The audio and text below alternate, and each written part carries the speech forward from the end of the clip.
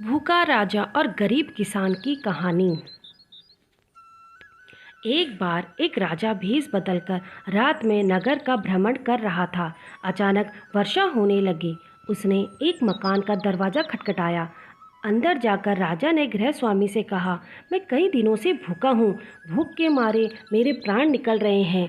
जो कुछ हो मुझे तुरंत खाने को दे दो।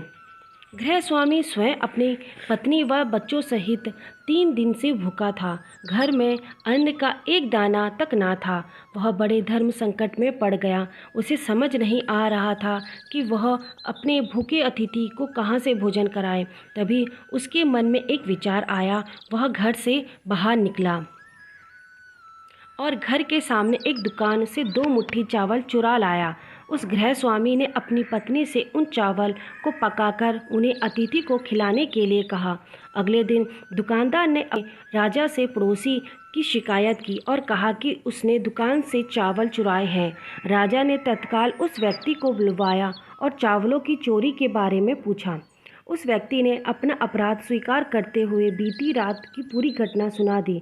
हाथ जोड़कर कहा, महाराज, मेरा स्वयं का परिवार 3 दिन से भूखा था। मैंने अपने लिए चोरी नहीं की और ना ही कभी करता, चाहे प्राण निकल जाते, परंतु आधी रात में घर में आए अतिथि को भूखा नहीं देख सकता था।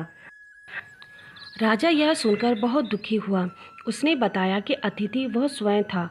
फिर उसने उस दुकानदार को बुलवाया और पूछा कि क्या उसने अपनी दुकान से पड़ोसी को रात में चावल चुराते हुए देखा था।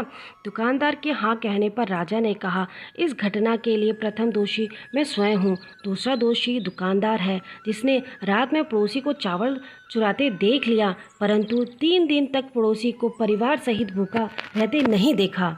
इसने अपने पड़ोस धर्म नहीं निभाया। राजा ने उस दुकानदार को जाने के लिए कहा और उस गृहस्वामी अतिथि निष्ठा भाव से प्रसन्न होकर 1000 सोने की असरफियाँ उसे इनाम में दी। शिक्षा। दोस्तों, इस कहानी से हमें शिक्षा मिलती है कि हमें अतिथि का सम्मान करना चाहिए। और देखा जाए तो हमारे ग्रंथों में भी लिखा है कि अतिथि परमो धर्म, मतलब कि अतिथि का सत्कार करना हमारा परम धर्म है।